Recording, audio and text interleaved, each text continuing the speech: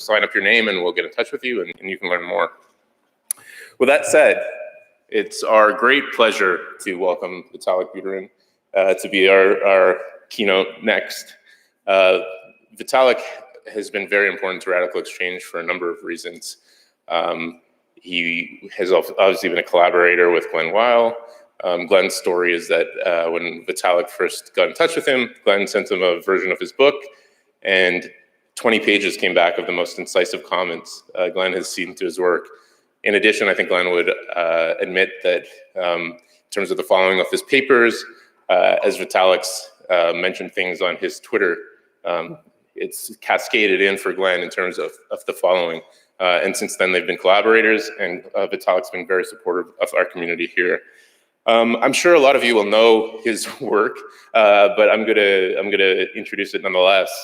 So he's best known for having conceptualized and co-founded Ethereum. It's often discussed as a cryptocurrency, but actually it's a public blockchain-based distributed computing platform and operating system featuring smart contracts scripting functionality. He first discovered blockchain and cryptocurrency technologies through Bitcoin, well before almost everyone here, I'm sure, in 2011, and was immediately excited by the technology's potential. So he's now the leader of Ethereum's research team, working on future versions of the protocol. And he's going to talk to us about why cypherpunks and radical exchangers, which I guess we can refer to ourselves in this conference, can be friends, and what they can learn from each other. With a shared and parallel history, I think RadicalxChange and cryptocurrency blockchain communities have a lot to coalesce around. So I'd like to welcome Vitalik Buterin to the stage.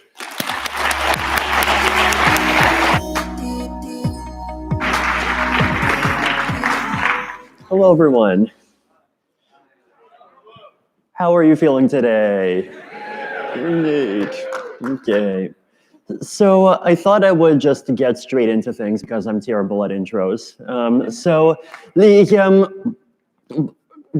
Here we are today, at the first RadicalxChange conference, and I personally tend to go more to spend a lot of my time going to blockchain and cryptocurrency conferences, and it's definitely a kind of quite a bit of contrast between the two, but at the same time, you can find a lot of similarities, right? So you can find that even though in one of them, people talk about currencies, cryptocurrencies, decentralized exchanges, DAOs, and proof of stake, and various other buzzwords, here there's a lot of discussion around quadratic voting, Harburger taxes, open borders, charter cities, and like a whole set of different buzzwords. But at the same time, there's a lot of things that are kind of shared in common, right? So there's, in general, a kind of interest in just making the world better, a kind of idealism, just an excitement about new ideas,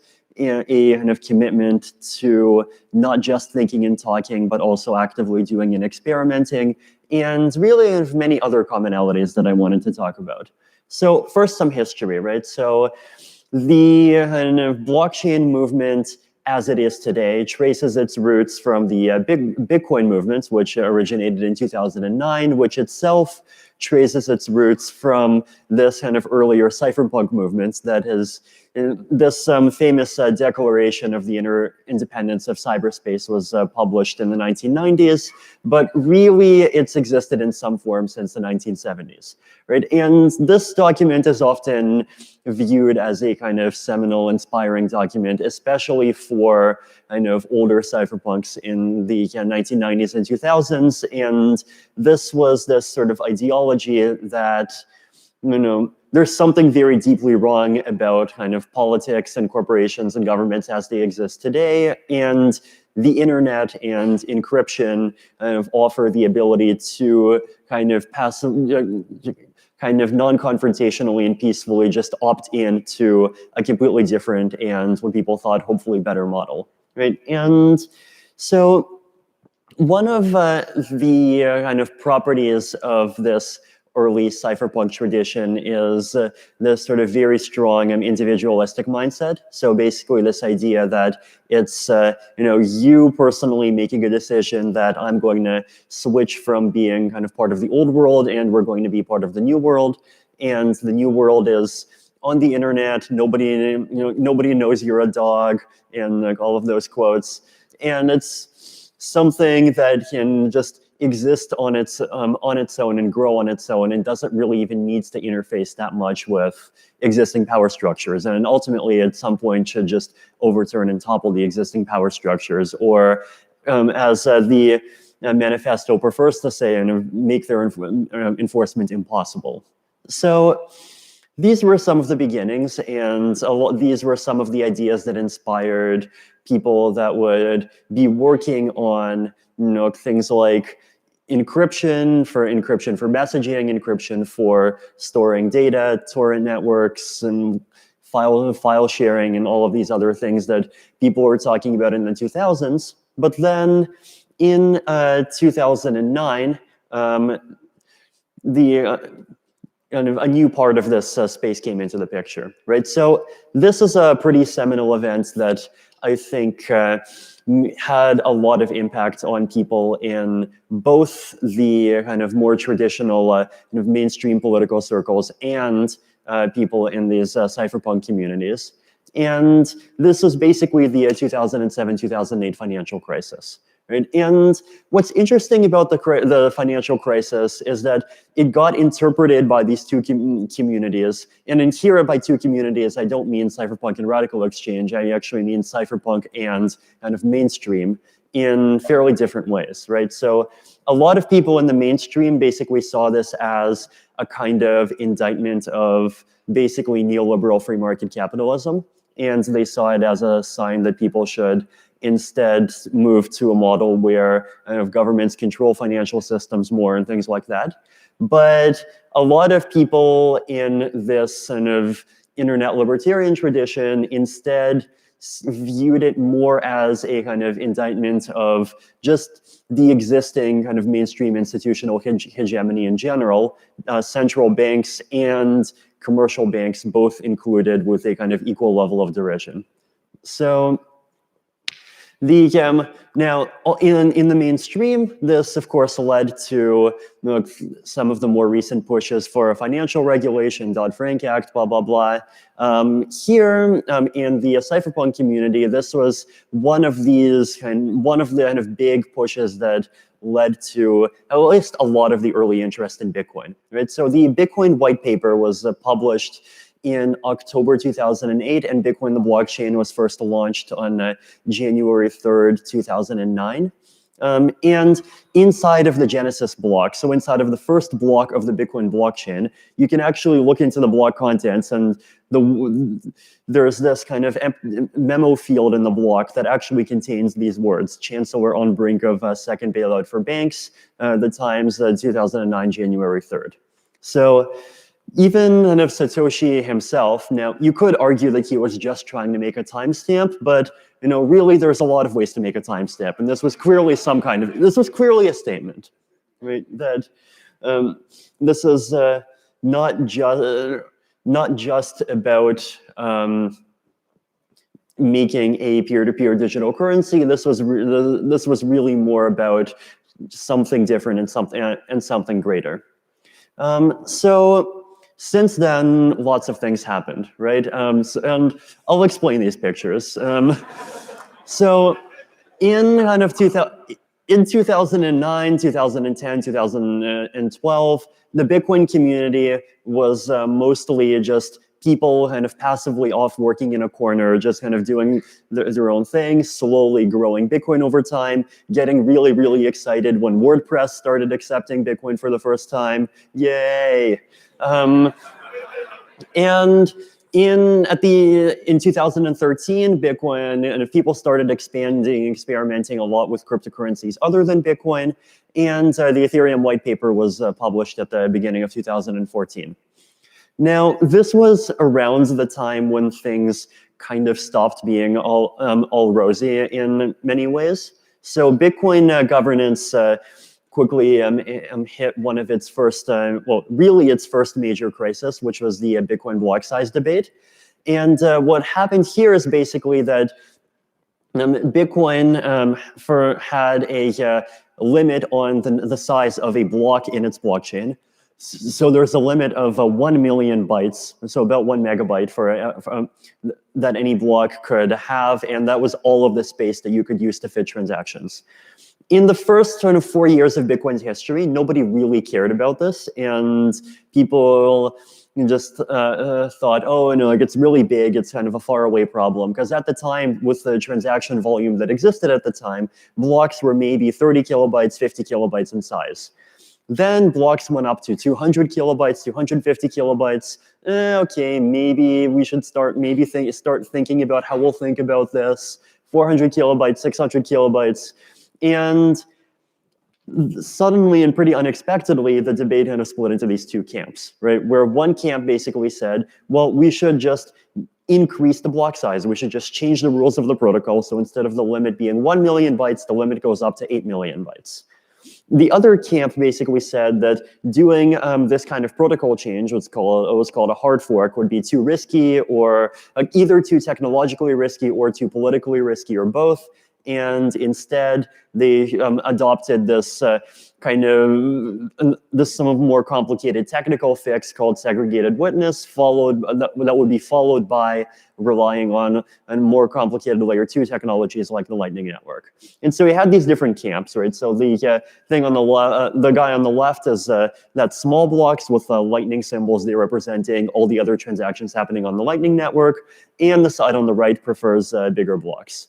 This eventually led to a split, and the majority of the Bitcoin community went with the small block side, and the big block side basically kind of forked off the chain, renamed itself Bitcoin Cash, changed its logo to green, changed the logo orientation from clockwise to counterclockwise, and went on its merry way.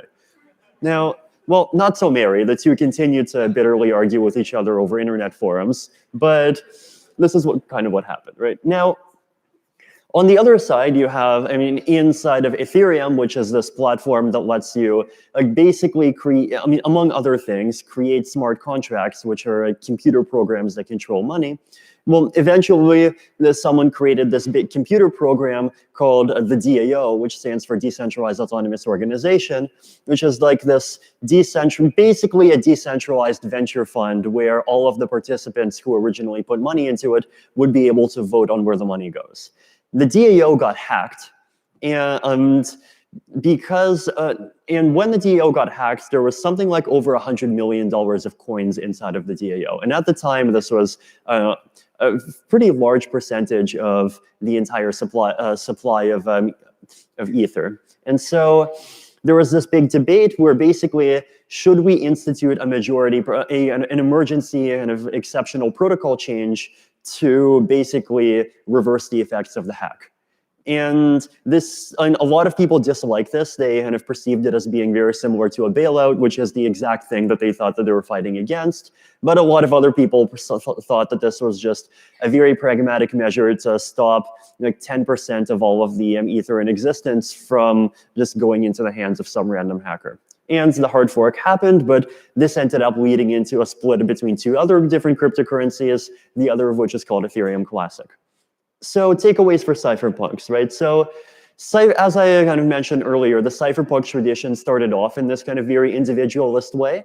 But one of my theses here is that the cypherpunks' attempt to get into the money business kind of forced them to realize some other things along the way, right? And that other thing is that money is this fundamentally social thing in a much deeper way than, say, two-party encrypted communications, right? If I want to talk to you through an encrypted messenger, the only two people that needs to have anything to do with is me and you. No one else needs to know that conversation exists. No one else needs to speak the same protocol or the same language. If I want to send you 10 Bitcoins or 10 Ether, that is a transaction that has to be published and uploaded onto a global ledger and with rules that everyone agrees to, and everyone needs to download and verify that data. And even just those technical factors just structurally mean that cryptocurrencies just cannot avoid dealing with the issues that inevitably arise when people have to be on a common protocol. You have to start thinking about governance, social contracts, what are the kind of common shared expectations of this community, how do changes get made, how do we decide how changes get made, how do we decide how we discuss things, what are the norms of discourse, and all of these other kind of very political things. And even to this day, there's people who would disagree with me, and there's people who say things on Twitter like, oh, but there is no Bitcoin community. There's just a bunch of people that happen to use this, the same cryptocurrency. And as you can tell, I disagree with this attitude. But I feel like the majority of the blockchain community is definitely realizing more that these are issues that we have to deal with. Right now, back to kind of the mainstream world. Right, there's political upheavals that I won't go into further because other people have talked about them already. And within the liberal radical movements, both the kind of upheavals of 2008 and then immediately right after that, these upheavals of 2016 led to some a lot of, I think, soul searching and interest and reactions and new ideas among many people, right? And here we have Glenn Weil, who wrote these really wonderful screeds that I encourage you to read on, where one explains his differences with this one of the more mainstream reactions to these events, which is the 1950s style centrally planned statism. And the second thing that he reacts to is basically people saying that we should just have free market capitalism with slightly more welfare and give people universal basic incomes and so forth. So he basically argues here that because of things that we've learned and really because of things that we've known all along, both of these ideas are intellectual dead ends, and if we want to actually achieve the underlying ideals and values behind it, behind why people would want things like capitalism and things like socialism, we need some new and different approach to achieving them. So common threads between these two communities, right? So decentralization is a big one. Basically, on the cryptocurrency and blockchain side,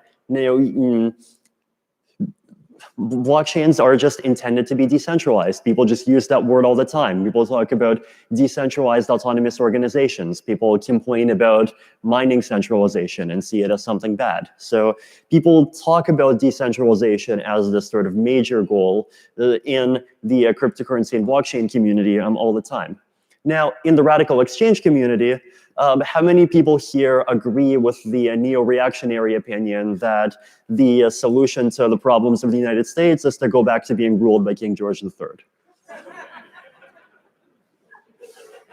Okay. King George IV, maybe? Lee Kuan Yew? Okay.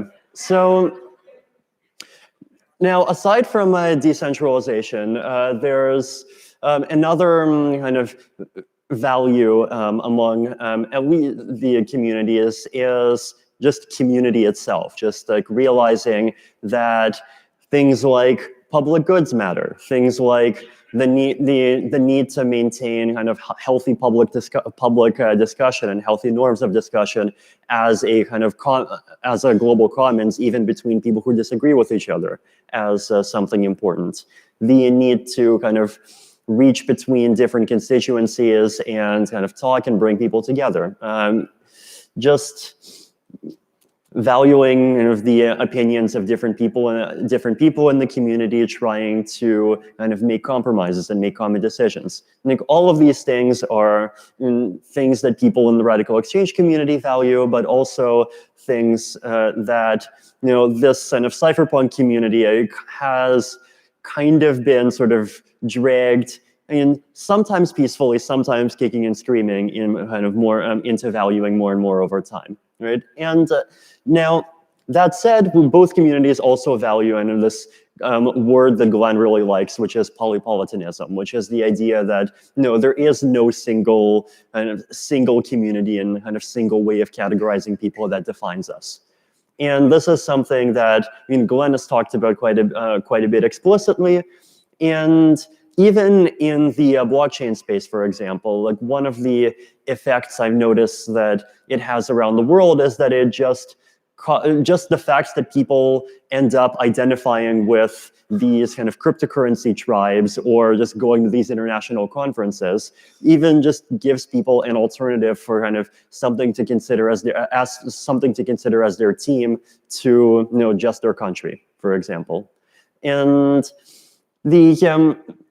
and even aside from that, cryptocurrency is the sort of thing where you don't need to be part of one team. You can be multiple teams, and you can be part of the Ethereum community, but also be part of the Omisego community, which is part of the Ethereum community.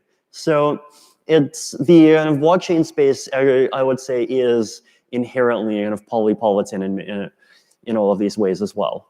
Now, another important kind of value of both communities is mechanism design, right? So I think a lot of people are interested in things like quadratic voting, like liberal radicalism / quadratic finance / CLR, Harberger taxes, because these ideas are, they're not just kind of radical, they're not just radical in the way that many other ideas are radical. So they're not, for example, radical in the way that replacing everything with pure private property rights is radical, right? These ideas are kind of radical in a way that has like a lot of really interesting and economic analysis behind it, and even kind of strong economic arguments for why some of these mechanisms actually are the optimal thing for doing what they intends to do, right? So you like quadratic liberal radical funding, just if you assume the kind of conditions of the economic model, which realistically aren't really that much more difficult to assume than the conditions behind the kind of proofs for things like why competitive markets are optimal, then like it is just clearly the way to finance public goods. And so the fact that that these are also just new social technologies with this kind of mathematical backing behind them as well is, I think, one of the things that interests a lot of people. Now, in the blockchain space, on the other hand, like mechanism design is the name of the game. If you just poke into any of the communities developing proof-of-stake consensus algorithms or sharded blockchain algorithms or plasma chains, state channels, like any one of these new buzzword technologies, all of them have a huge amount of just economic incentives and mechanism design at their very core. So these four things are things that are both in the RadicalxChange community and in many blockchain communities are very strong, right? So contributions to all of this from the RadicalxChange community: Harberger taxes, liberal radical matching, quadratic voting, a lot of just different ideas in terms of mechanism design. Now, what kind of interesting and of things does the blockchain community bring to the table that the RadicalxChange community might find useful? Now, first of all, the blockchain community has been kind of incentivizing and leading to a lot of interesting work in areas like, for example, identity. So on the left, you have this the HTC blockchain phone, and it has this feature where if you lose your phone or lose your private key or anything like that, then before that happens, you have the opportunity to specify up to 5 trusted contacts. And if you lose your key, then any 3 of those 5 contacts can basically work together to help you recover your key. And this is all done in a kind of decentralized cryptographic way using secret sharing. So you could even argue that this MFN social key recovery thing is a kind of special purpose identity system, right? And it's a special purpose decentralized identity system. It basically tells in some ways it serves the function of telling the blockchain that, hey, if this person actually is them, using these kind of 3 of 5 trusted keys as evidence of that. There's zero knowledge proofs. So the crypto kind of space more broadly, and there's not just blockchains, there's also these sort of general purpose zero knowledge proofs to let you prove that you did certain things and that you have data that conforms to certain rules without actually completely revealing what that data is. And this is a technology that's extremely useful in blockchains, but it's also extremely useful in many other kinds of mechanism design that demand privacy. And a lot of the mechanisms that RadicalxChange is working on actually do demand privacy. Also contributions from the blockchain community, just the blockchain itself as a base layer for many kinds of mechanisms.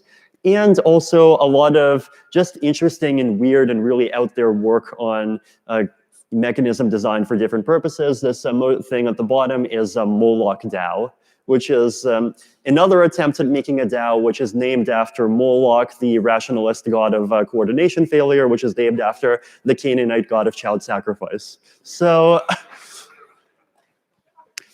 now, one area of collaboration, security. Security is a real issue, right? So in the case of cryptocurrencies and blockchains, people losing their keys is something that happens and leads to terrible consequences. Better identity systems can help solve this. Now, if we start looking at voting systems, including regular voting, including quadratic voting, including CLR, unfortunately, including everything, one of the big problems with them is basically just fake accounts, right? And fake accounts are actually quite easy to get, and if you design systems naively, then you'll just create systems that are overwhelmed by random, like 14-year-old teenagers in Albonia that just have 50,000 accounts and just pretends to be a community that wants some public good funded when actually it's just buying themselves a Lamborghini. So this is an interesting chart on differences between cryptography and game theory. In cryptography and game theory are both kind of ways of achieving kind of in many cases, the goals of coordinating people. And cryptography and game theory have kind of some different kind of parts to them, some different features, some different disadvantages. Game theory often has this weakness that it assumes that participants are not colluding with each other.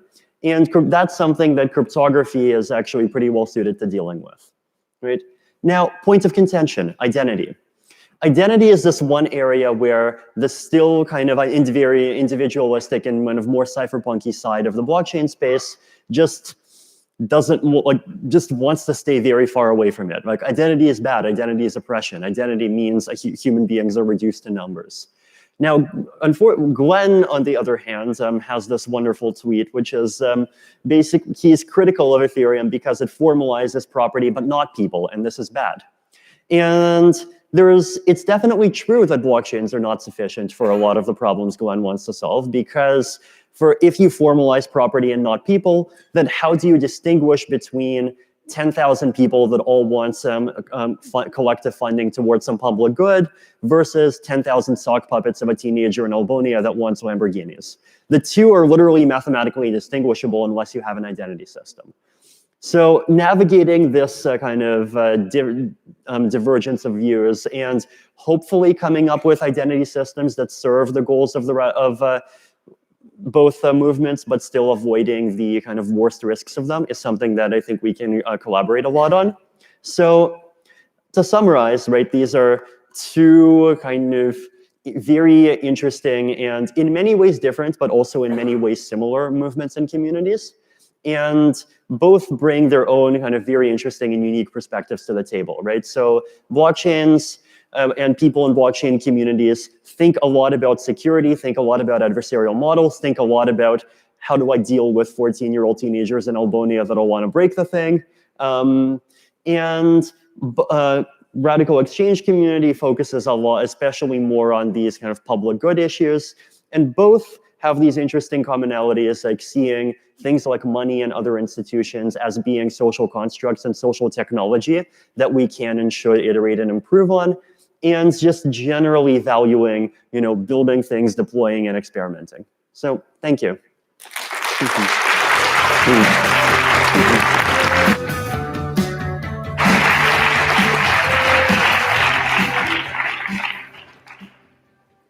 I assume many of you feel as lucky as I do to have just heard Vitalik talk and about the nuances that he just outlined there. I would say there's another overlap, and this is stepping away from the broader, which I think is in many ways more important, an overlap between Vitalik himself and what RadicalxChange is hoping to be, which is this openness and nuance. And in many ways, we've gotten a signal from Vitalik in his work for the types of values we should have on that path. Can we have one more round of applause?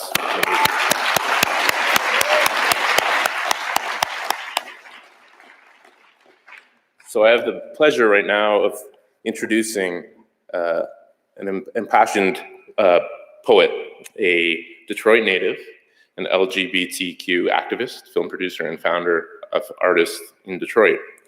Natasha has been a member of 4 national slam teams. Started in a National Sprite commercial. She's a Shinola CNN ad she's been on, and she's a Woman of World Poetry Slam 3-time top 5 finalist. She has awed audiences across the world at more than 100 universities and venues, performing in stadiums for as many as 30,000 people. She's been featured in magazines such as Vogue, Entrepreneur, and many more. Natasha currently tours the world using her words to enlighten. We're very lucky to have her. Please welcome Natasha to the stage.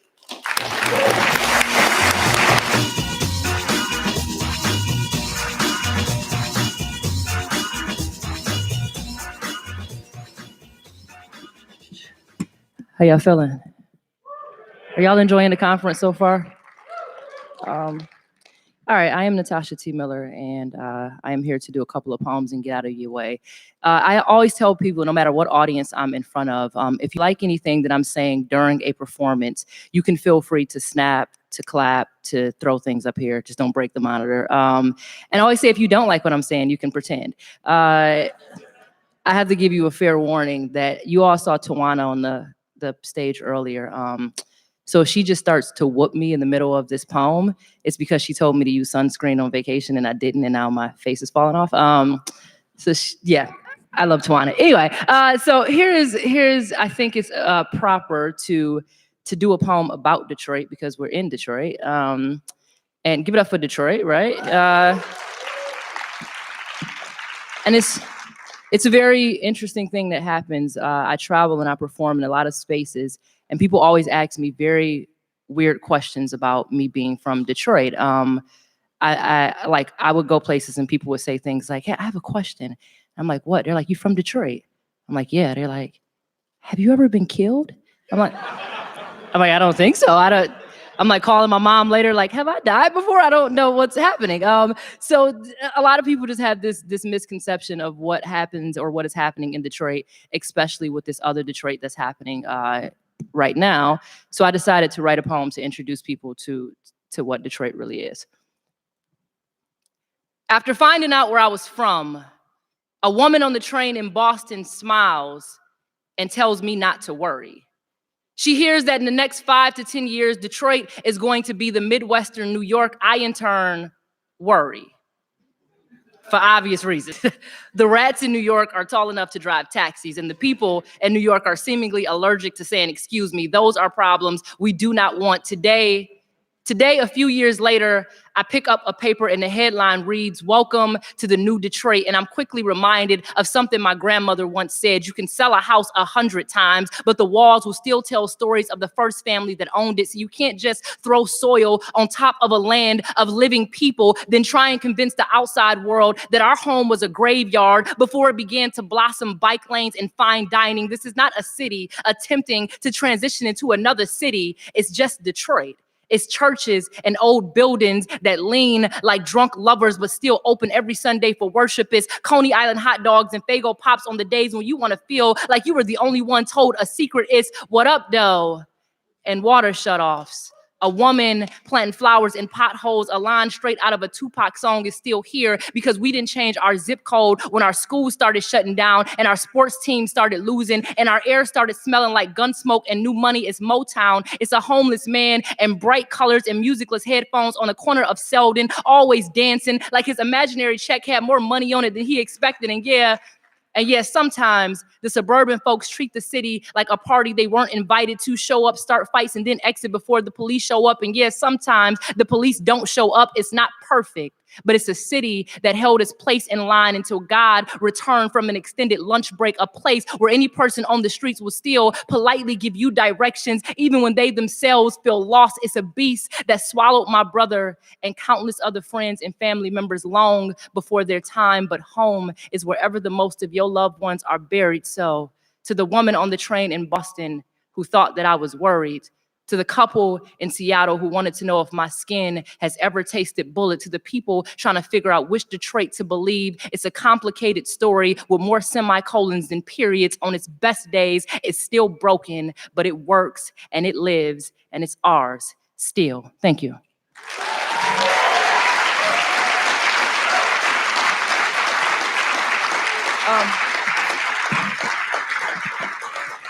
And a few different things.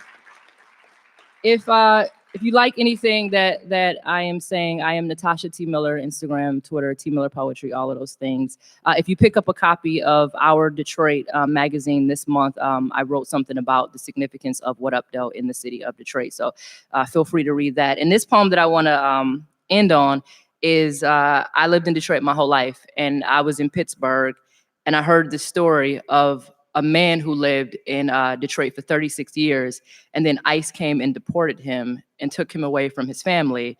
And I wrote this poem in response to the bodies of other human beings being considered illegal. You are not a firearm in the hands of an unlicensed carrier.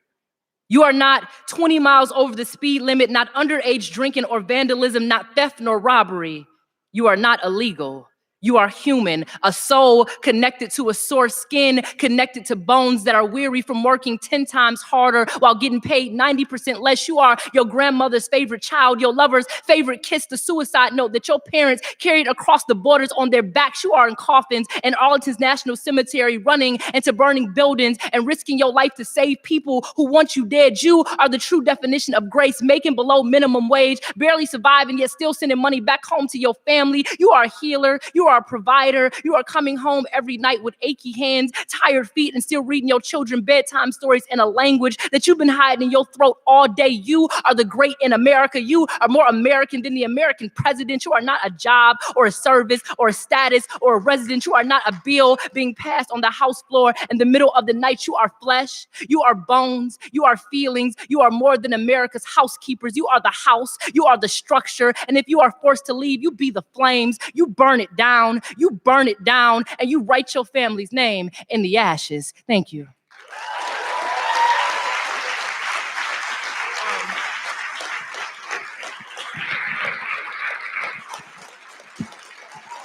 Thank you. All right, so I kind of lied because I have 3 minutes left, so I feel like I have to do a poem because I have 3 minutes left. And I've done a lot of these conferences, and I think one poem that I was able to put on a stage at a race and economics conference over in Scotland was due to the fact that I lost my brother here in Detroit. And to give you some context about the grief work that I've been doing, in 3 days, I have a really big event at the Detroit Institute of Arts called The Science of Grief. And for 14 hours, people can come and talk about someone that they lost in their lives, just regular people. And I wrote this poem just dedicated to this idea of people not saying the names of the people that they lost. And it's called, They Say you shouldn't mourn over the loss of a drug dealer. They say the drug dealers stood on the tracks their whole lives, challenging the train, knew that even if the weather delayed it, death was still showing up at their front door. They say the drug dealers died so casually.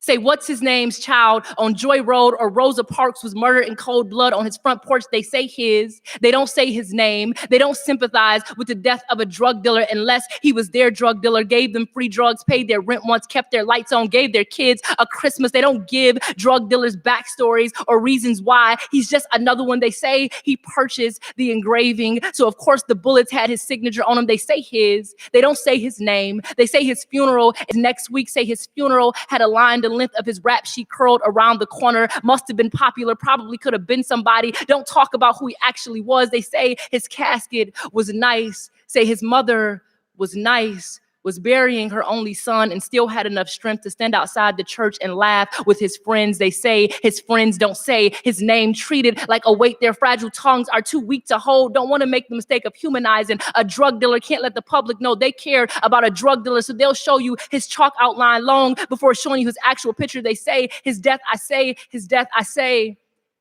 his gray sweats are still on a hanger in my closet, his cologne still on my dresser. I say it's been 1,842 days since my brother was killed, and I haven't said his name once, afraid that the more times I say his name, the quicker I'll empty myself of his memories, afraid of remembering what his name tastes like, scared that it'll fall like ashes in my mouth, get buried underneath my tongue, turn my lips into a headstone that forces me to talk about him, to stop saying his, to say his name, to say Marcus, to say Marcus, to say my brother.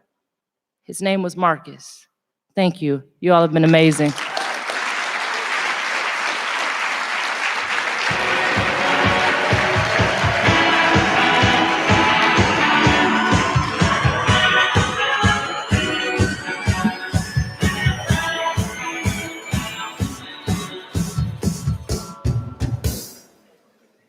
So we're about to bring up another panel, but I would first like another round of applause for Natasha for coming.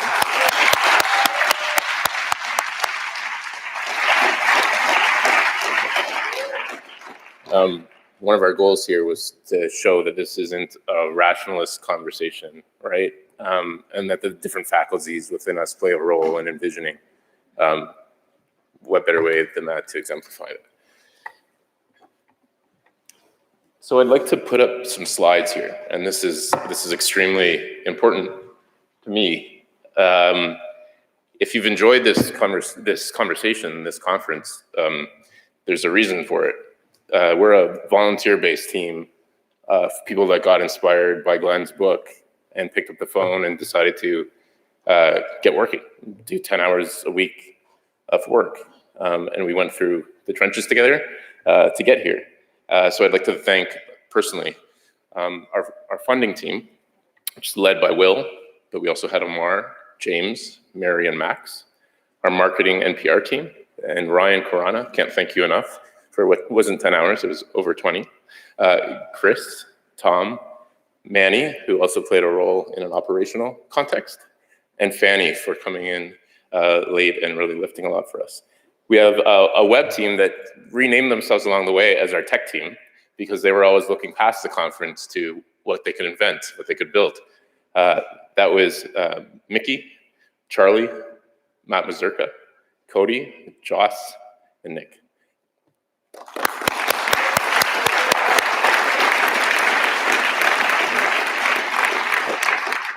And that's one of the two slides. You can see our team is quite big. We had track captains supporting the track leads that you'll meet very shortly. This was Kia Krutler, Michael, Nimrata, and Matt, who's also up here as a deputy director as well. I won't go into too much detail around our board members and our track leads right now, but they were the linchpins in all of this, in all of the tracks, all of the great content, the symbiosis of the content. So you can thank them for that.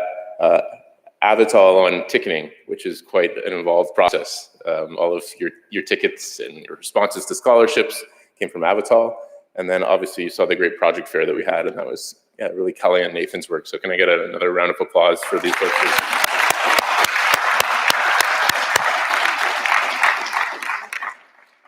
So our goal on the third day was to catalyze action, and we've heard a lot of questions. What's next for RadicalxChange?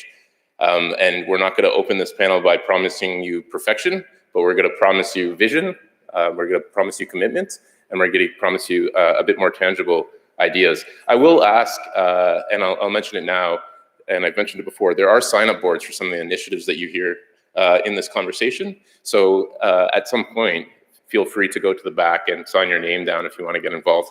But with that, let's start this conversation. And I'm very honored to moderate.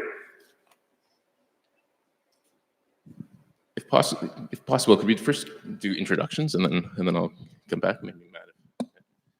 Hi, I'm Ananya Chakravarti. I'm assistant professor of history at Georgetown University, and I am the track lead for ideas and research for RadicalxChange. And I'm Matt Pruitt. I'm the deputy director of RadicalxChange, and I've also been supporting the entrepreneurship and technology track. You've also been on the arts and communication track. I'm Jennifer Lynn Marone. I'm an artist and have been the track lead for RadicalxChange Arts and Communication. Before I introduce myself, I'd also like to give a special thanks to Matt, Jeff, and Glenn, who put in more work than all of us in making this happen.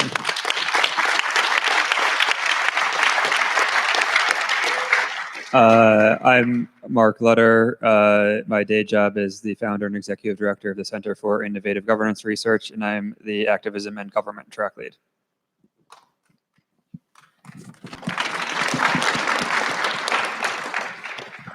So we're going to walk through, I guess, your left to right in a story of sorts, from a general explanation of our vision to track-specific initiatives that we have in place.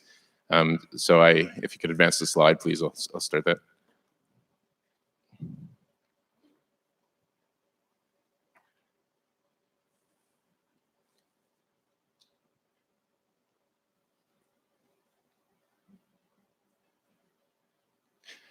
There we go.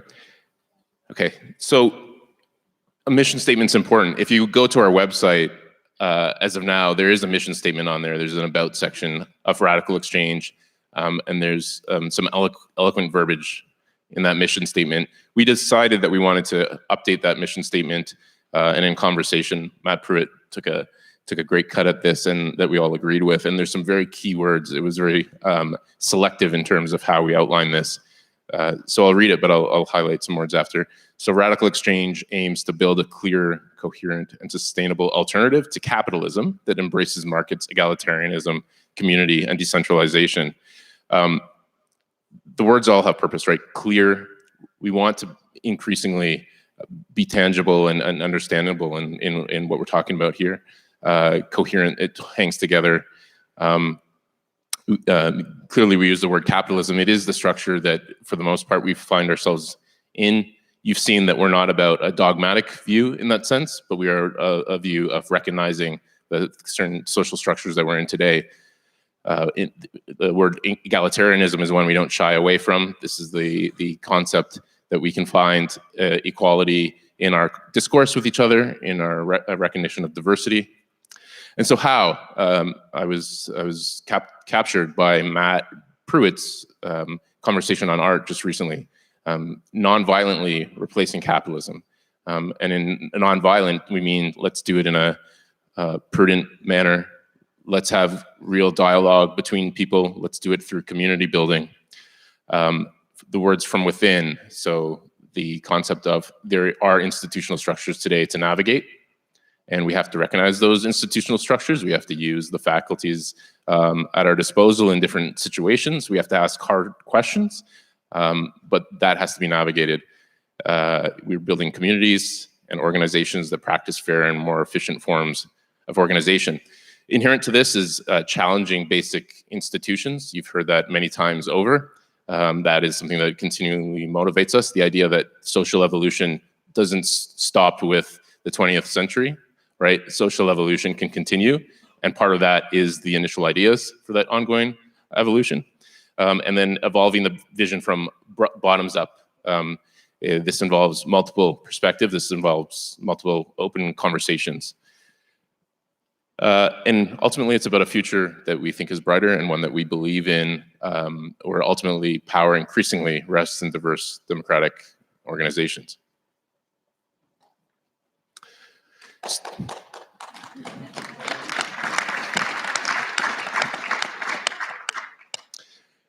So in dialogue recently, very interestingly, the purpose, as we've defined it, is one where we're a facilitator, right? We will, in cases, show you initiatives, but ultimately, this is also a place to come to for resources, connection, inspiration.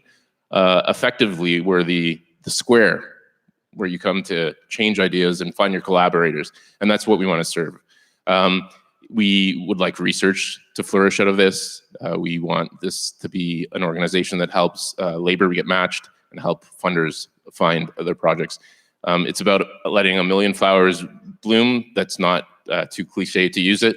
The more diversity, the more perspective we get involved, the better the connections will be, the better the ideas will be. Ultimately, we want this to be emergent creativity that we are a platform for. And so this conference serves a big role. There's conversations here, and it also serves as an opportunity to spark projects. Again, do sign up for the boards at the back. But the goal here is to break the top-down approach that we're all too familiar with. We do have goals of growing our community groups. We already have over 100, but we plan to grow that much more substantially. Glenn has the number of 1,000 in mind, but it's going to be much more than that. Aim to grow by a factor of 5 to 10 with each conference. So in terms of throwing metrics onto this, we would like our community to grow in a number of times, and then carefully consider how to build this network into a public good provider, which is this hard, challenging problem that we have to learn how to solve as social beings, really. With that, I'll pass it on to what is about 4 tracks and then mutually reinforcing initiatives.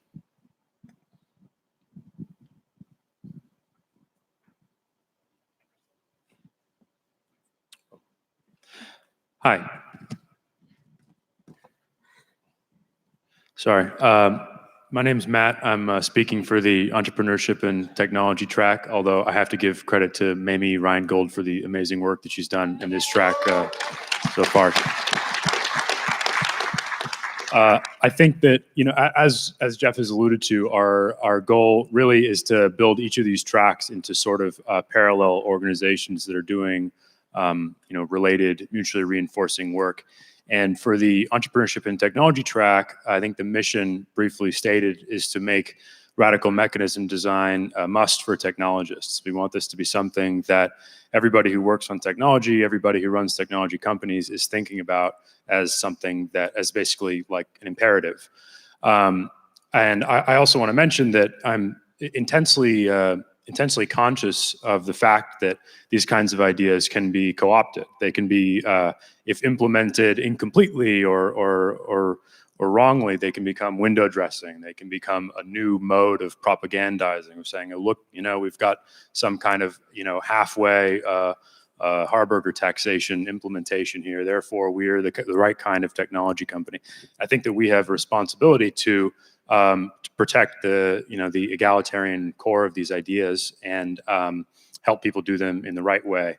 I was inspired by Tristan Harris's use of the phrase "race to the top" yesterday. I think that's exactly the kind of dynamic that we hope to create. We hope to live in a world where technology companies are competing with one another to really do better.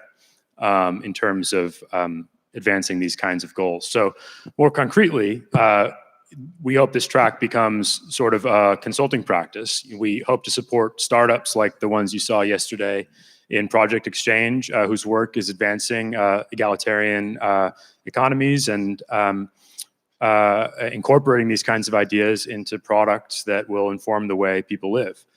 And of course, we also want to raise awareness beyond the technology world and the business world of the issues posed by living in a world of increasing returns, the value of data, network rents, things like that. So through consulting, labor matching, and perhaps some of our own ecosystem building, we are optimistic about our ability to move things in the right direction. So there's a few more kind of questions that I want to pose that are questions that the entrepreneurship and technology track will have to answer. One of them is, more precisely defining the role of blockchains in reducing power concentration. Another question is, how do we precisely value data? How do we value intellectual property? These are just deeply tricky intellectual problems that we want to take seriously and come up with better answers to. We've also had several great conversations at this conference about the health of public discourse. How do we get our arms around that? How do we figure out what a better public discourse looks like? How do we measure it? How do we know if we're moving in the right direction? And finally, there are, more ambitiously, there are troubling problems, troubling issues out there about, the dynamics of technological progress in general. How do we avoid arms races, existential threats, really worrying stuff like that? These are the kinds of problems that we hope to bring people together and set to work on. So with that, I'll hand it to Jen.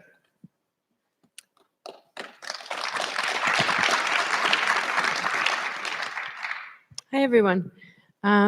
With the Arts and Track Committee, which includes Ruth Catlow, Kia Kreutler, Primavera de Filippi, Matt Pruitt. We also had Brett Scott at the beginning and B. Cavello. Together, we kind of created our own mission as well, where the Arts and Communication track introduces the imagined and the real into the territory of radical markets. Artistic and narrative practices in this track explore and interrogate the motivations and implications of proposals put forth by RadicalxChange and its community. Presentations are in a variety of formats that range from the speculative propositions to actual models, all of which are distilled through the lens of culture. As mechanism design becomes a stand-in for political economy, the arts become a necessity. In the broader sense, it is the critical and unsuspecting field where inquiry, experimentation, and the envisioning of a better world is not only possible, but realizable. And what we mean by this is that we have the ability, by using arts, whether you're artists yourselves or just by using certain practices, like we had our workshop just earlier on creative writing, it allows one to kind of break free from maybe the boundaries that they're stuck in their professions or in their like academic life, and to imagine without fear of deploying something, maybe like in technology circles, or that you're going to unleash it, and to explore it, to see the critical boundaries of where you might need to refrain or where you could go further. So that was really important. And then, so some of our goals were to explore and experiment with the ideas through narrative and artistic practices. We also aim to inspire and catalyze new collaboration projects with other tracks, to test theories and models by building instantiations that the public can experience and interact with, which allow us to see which perspective, not only our own, do we end up where it doesn't work for one person but might work for another. Communicate visions of present and future alternatives to a broader audience, to explore how what could be actually might feel like emotionally. Natasha's poetry was a great example of that. Ananya and I were over there crying. But that is not just theories and models, and we need to remember how things are going to feel. What world do we want to live in? What does that feel like emotionally? And how will it feel for others? To learn from one another as well and deepen the sophistication of the movement. Some of our activities, these might sound vague, but we're still developing them. Communicate the ideas and visions, so through speaker programs, through perhaps cartoon books. Develop educational materials. They could be games like Cost, which is not one that we developed, but was from the community. Create critical awareness. So this again with like instantiations and inviting people to also not teach you how to think critically, but show you some ways of doing that.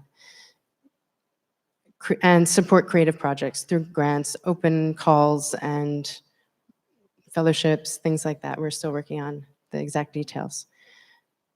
And I'm going to pass it to Mark Lutter. I have a mic. right, how does this work? There we go. All right. So I'm the Activism and Government track lead, and our primary mission was to create a network of doers who can share strategies and best practices for the implementation of RadicalxChange. And I want to, I guess, maybe scare you guys a bit to start. This is only the beginning. We are seeking very fundamental changes in the social organization of society. This is a tremendous project. This will require a huge amount of work. This will take years, if not decades, to see the full fruit of our actions. And in undertaking this, I think it is important to be cognizant and strategic in the early decisions that we make in terms of creating an inclusive culture, in terms of bringing on board the people we want to bring on board. This is the seed, this is the spark of something new that can hopefully shape the world for the better. And so in putting together the activism and government track, some of the things I was thinking about was, one, this should be a global movement. So bring together people from different parts of the world. We had people from North America, South America, Africa, and Europe represented on the activism and government track. Why? Because they all bring different perspectives, and they can create the foundations of a network. As we grow, there can be this sharing, there can be these deep personal relationships that allow for the successful implementation of the ideas of RadicalxChange. Second is having this representation from different aspects of the activism and government track. So this includes government representatives, people who are inside the beast, who know how it works, people from think tanks who can work with these ideas and translate them from, for example, the scholarship and activism track down to what does it mean to implement these in practice, to the activists who are down getting their hands dirty, really promoting these ideas. And three, some of the I think attributes I would like us to embody and to imbue in this movement are intellectual curiosity. We might be wrong about several things. We probably are going to be wrong about several things. We should not be dogmatic. We should be open. We should be willing to learn and to course correct when we make initial mistakes. Similarly, humility. There are many instances in history of radical social change going awry. The French Revolution, the Russian Revolution. And in thinking about radical social change and how we can make the world a better place, we should not be complacent with how it is, but we should also not disrupt to the extent that it causes widespread suffering currently functioning social institutions. And that's a fine line to walk. And so, for example, personally, my favorite ideas in radical markets are, in some sense, the most challenging to implement: the Harburger tax and quadratic voting. And so if we think about the Harburger tax, one of the places that it might be implemented initially is the spectrum market. And that would be great, and that would lead to good outcomes. At the same time, I don't think that's why we're here. For example, if we look at auction markets in spectrum, these are good outcomes, but outside a bunch of nerds, it hasn't fundamentally changed the social organization of society. So when thinking about the Harburger tax, how do we start with these small experiments, and then how do we blow them up as we figure out exactly how to implement these to have the social impact that we want to have? Similarly, how do we create and maintain these relationships and these bonds such that we are aware of the experiments, of the implementation of these ideas occurring around the world? How do we make sure we learn from what works? How do we make sure we implement it in other places, adjusting for the necessary local context? And I see I'm not giving Ananya very much time, so I will stop here and transfer over.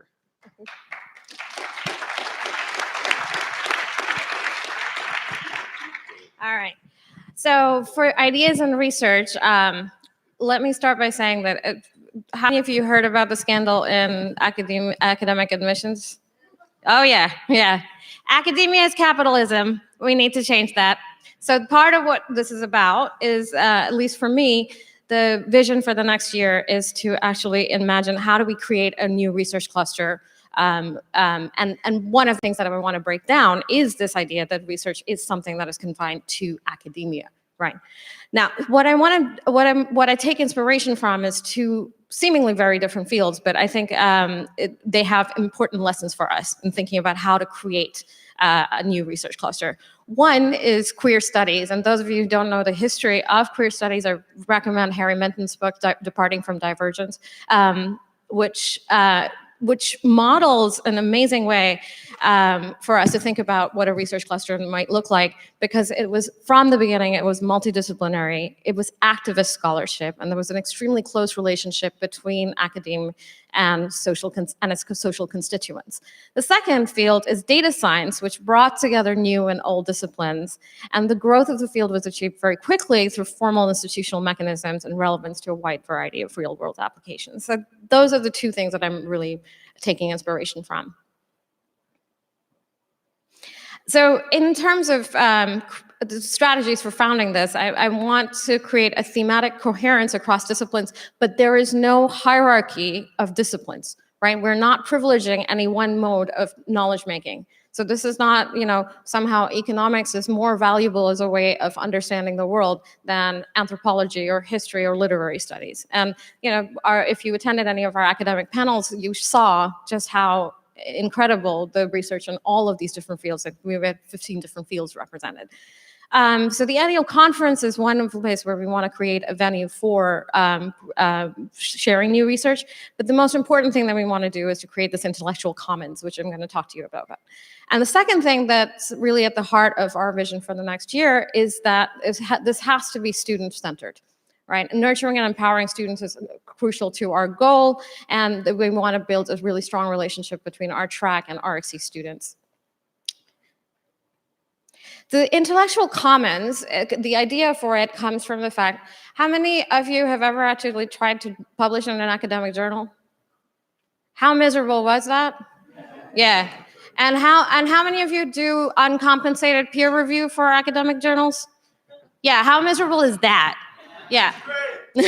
So that is really the process that we're trying to disrupt. And part of the insight for this comes from the fact that the byline of any paper is a lie, because actually we all contribute to the creation of an intellectual product. And we want to actually think about a distributed model of creating intellectual products. So there's a partial common ownership model that's built into the platform, and the second is a rapid, transparent, and participatory process of peer review, which circumvents both the possibility of sort of academic gatekeeping and also encourages constructive participation. So basically, any paper that's uploaded into the platform is going to have three categories, if you will, of authorship. The first will be credit-claiming authors, and here we really want to allow junior scholars who require these bylines for career advancement. They should be the ones who can claim credit in sort of traditional academic journals, right?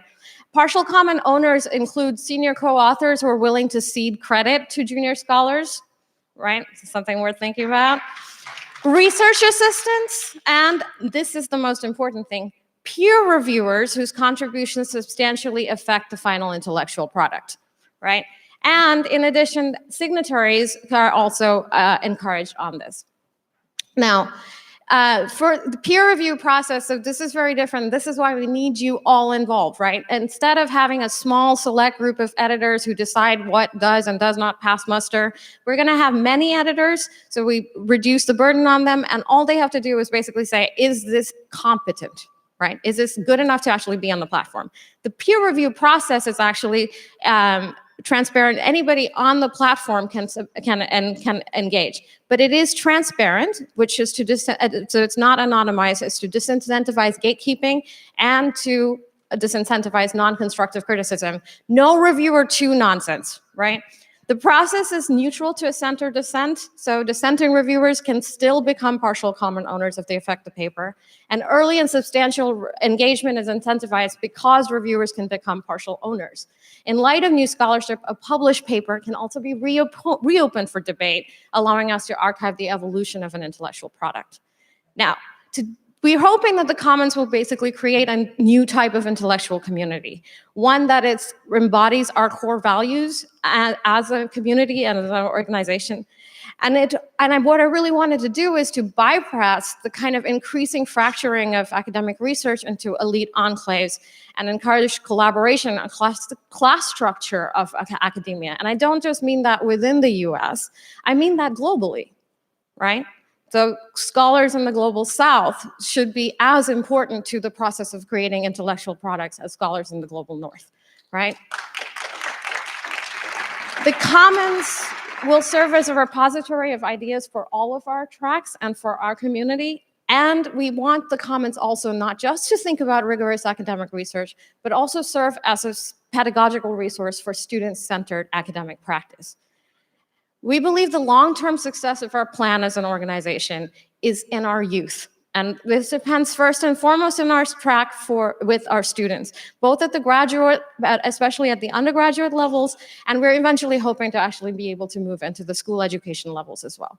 So we're interested in fostering pedagogical experiments aligned with our research interests and principles, and to foster future leaders of radical exchange. So get involved. So if you are an academic, you can, or currently a student, you can join RXC students or sign up to mentor our students. This is really important. We want you to think about how you can participate in the Commons, whether by contributing work or actually just signing up to become an editor. And we're also, and this is really important, we're also looking for people who want to step up and take on leadership positions within our track. So look out for elections. It will be quadratic, and and thank you very, very much.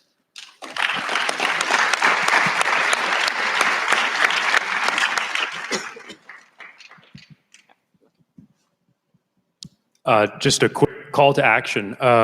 We want all of you to be involved with our work in whatever way you want to be. We hope to create a real network of interested people. And so if you don't mind, before you leave, make sure to check out that whiteboard in the back of the room, which has like commitments that you can make, things that you want to be involved with over the next year or so. Write down your name and stay in touch with us. Thanks. Thank you.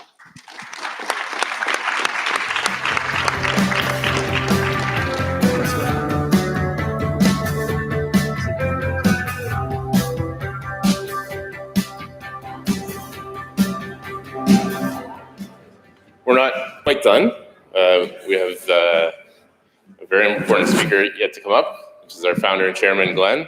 Could I get one more round of applause, though, for our track leads for them?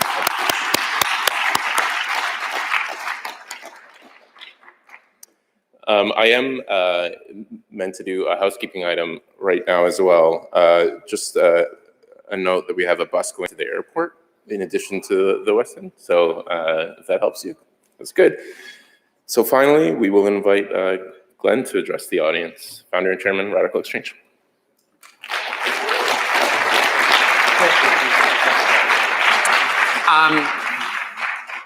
Thanks to everyone, and thanks for sticking around. There's a couple of thanks that have not quite been made yet, and I think Mark alluded to it a little bit, but the truth is that Jeff has really worked his fingers to the bone for no compensation for the last 8 months, and he's really been an inspiration to all of us. He got into this in August with nothing but spirit, and he built this beautiful community from the ground up. So it's been such an honor to work with him.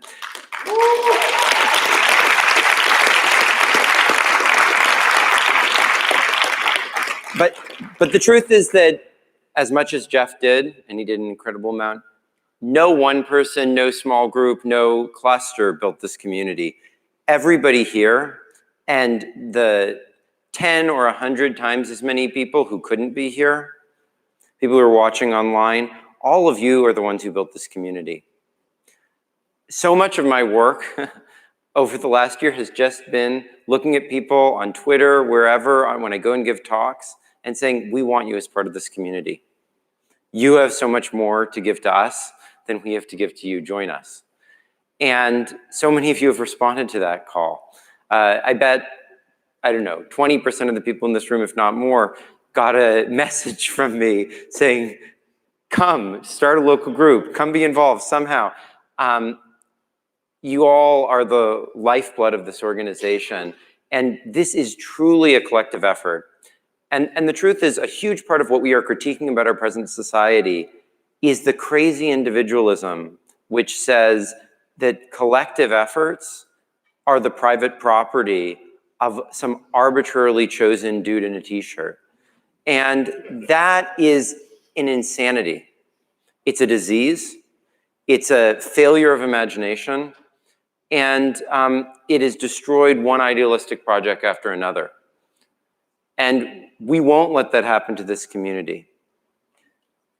I was called, maybe briefly, to channel intersecting currents, which we've all been talking about, so that we could all convene together. And now that we're all together, so many leaders that I've met throughout this process are coming up to help inspire this community. That mission statement is beautiful. I just tweeted about it. I had never read that before. I'd never heard it. I thought it was a perfect expression of our values. And in the spirit of that, I think it's so important that we are constantly pushing forward new leaders, constantly reaching out democratically to this community that we're building.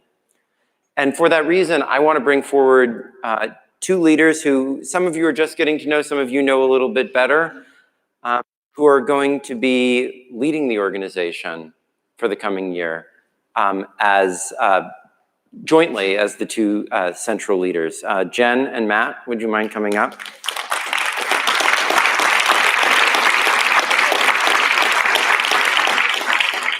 So as Jen made clear, art, this started as an economics thing. This is not an economics thing, as Ananya made clear. And as Jen made clear, arts are not peripheral to this community. Arts are at the heart of this community. Communication, dialogue with broader and broader publics are at the heart of this community. I'd say the things I talk about now, maybe 30% of them were in the book. And the rest of them came from your questions, from the people who screamed at me. Zoe Hitzig, who's my collaborator, who many of you know. I first met her because she said, oh, you can't take seriously how individualistic, your book is and how everything is so economistic. You can't be serious about that. And I said, and I argued with her, and I like arguing. Many of you know I like arguing. And I ended up changing the way I talk about things because of those conversations. And so I'm so thrilled to have Jen and Matt be assuming leadership as we all rotate through different roles within this community. I don't know, Jen and Matt, whether you want to say anything. I guess the first thing to say is I'm just incredibly grateful to you all for being interested in this and for being at this conference and for making it, in my opinion, like an amazing success. I'm just so happy to see the conversations that have been going on, the ideas that are developing, and I can't wait to meet everybody here and work with you all in the future.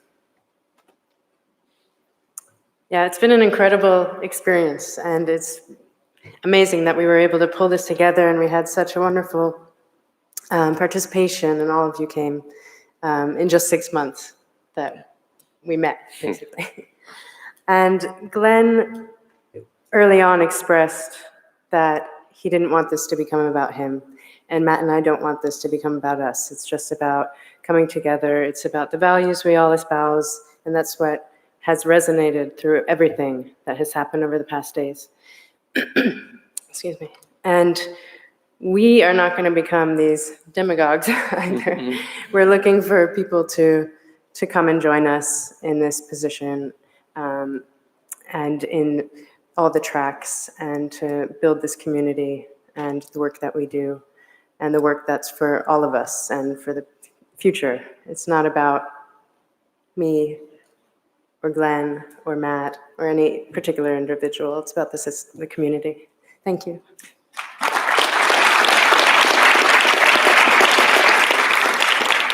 I have to say this community means so much to me. The people here, I've never felt so alive, so at home. And there's an idea that Vitalik referred to earlier that I call polypolitanism.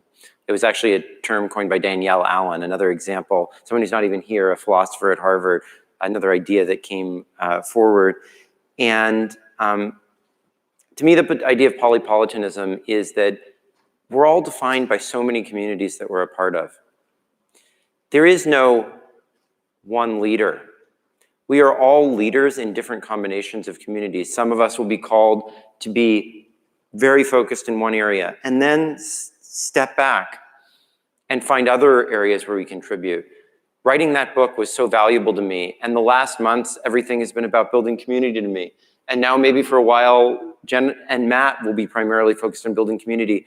And maybe I'll have a bit more time. Maybe we'll write another book. Maybe we'll collectively we'll write something. And it's not just a book. Maybe it'll be collaborative. Maybe it'll be multimedia.